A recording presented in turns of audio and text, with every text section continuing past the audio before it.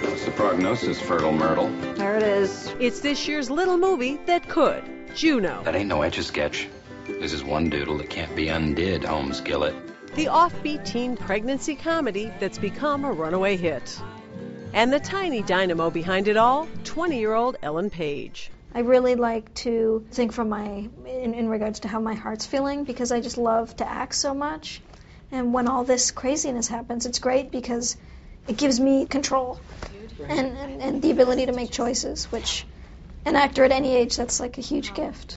Ellen Page has plenty of choices now. She's charmed audiences, critics, and Hollywood alike.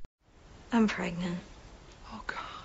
But I'm going to give it up for adoption, and I already found the perfect couple. Page plays Juno, an independent-minded 16-year-old who finds herself pregnant, decides to have the baby, and give it up to a yuppie couple. Who is the kid? The baby? I don't really know much about it other than, I mean, it has fingernails, allegedly. Nails, really? Yeah. Juno forges her way through the next few months by leaning on family, friends, and her own wicked sense of humor. Your parents are probably wondering where you are. I mean, I'm already pregnant, so what other kind of shenanigans can I get into? I feel like it was a teenage female lead that we just never seen before. She's extremely articulate and witty, and she's also very, very honest. And she has an element of arrogance and abruptness that also shines through. She's completely multidimensional and well-rounded. Does it her way, doesn't really care what people think. And hides behind her sarcastic wit sometimes and kind of waits till she's alone to maybe deal with some of the things she's been feeling. But all in all, she's extremely brave and deals with it in kind of a really elegant manner. And the character, let's face it, is not exactly the girl next door. Yeah. She's an offbeat teen who gets pregnant. For many adults, their worst nightmare. Did you see that coming when she sat us down here? Yeah, but I was hoping she was expelled or into hard drugs. That was my first instinct, too. Or a DWI. Anything but this. I think sometimes she gets herself in over her head and she thinks she knows more, which, you know, it's how a lot of us probably are at 16, you know.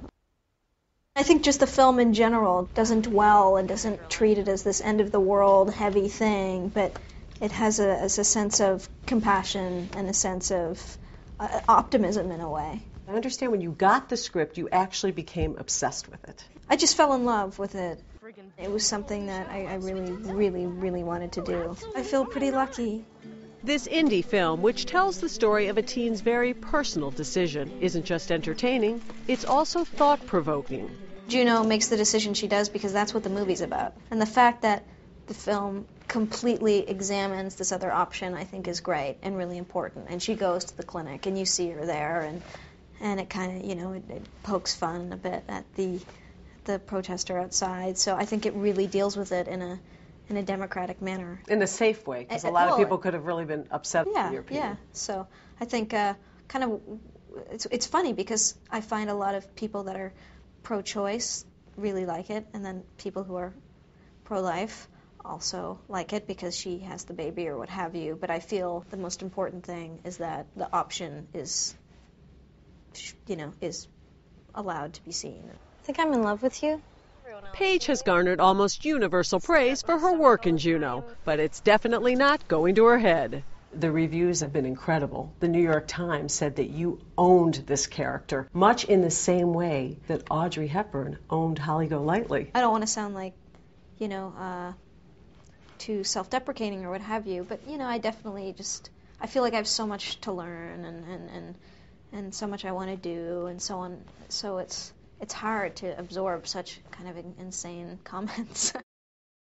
Those insane comments have been a long time coming. What made you want to act, Ellen? Well, when I was 10, I fell into it. A local casting director in Halifax just kind of came to my school and was looking for kids the right age to audition, and that led to something else. And it wasn't until I was about 15 that it began to mean more to me, that I started playing roles that had kind of an emotional maturity and an element of depth that I could feel myself connecting to. And I think that's when I fell in love. Page may have grown up acting, but her parents made sure she didn't miss out on her childhood. She was raised far from Hollywood in Halifax, Nova Scotia, where she still lives today. My parents never pushed me into this at all, but they've really supported me, and their main thing is that I do remain grounded and keep my head on my shoulders. Had a relatively normal childhood. Yeah, very much so. when I was acting, I was also still in school, and I played soccer really competitively, and so on and so forth. If anything, they were like, keep your grades up and you can act kind of thing. So they always have supported me, but have never been that creepy stage mother. Not in the slightest. You are now part of what is referred to as Young Hollywood. And Young Hollywood raises a lot of eyebrows now. Is there an added pressure on you to live up to a certain image, to go down the right road for young people?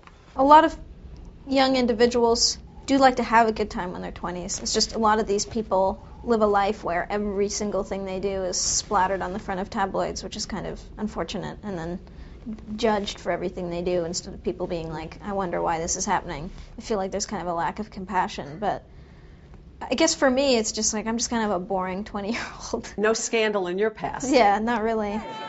But with a Golden Globe nomination and big Oscar buzz, life after Juno is anything but boring. Still, Ellen Page says she's just a low-key girl from Halifax, even if that surprises some. It's very surreal because it does bring an element of transition, but I'm still just completely the same person I always was. So that's the funny thing, I go home and maybe people project that there's going to be something different about me, I was walking down the street in Halifax and this guy, kind of a tough-looking guy, kind of stopped me on the street and he was like, "Hey!" He was like, "You're that girl in those movies." He's like, "But you're wearing sneakers." And we should mention you still are. Yeah. But it's like, do you know what I mean? Like, I think people think you're going to be different, and I'm definitely just who I am.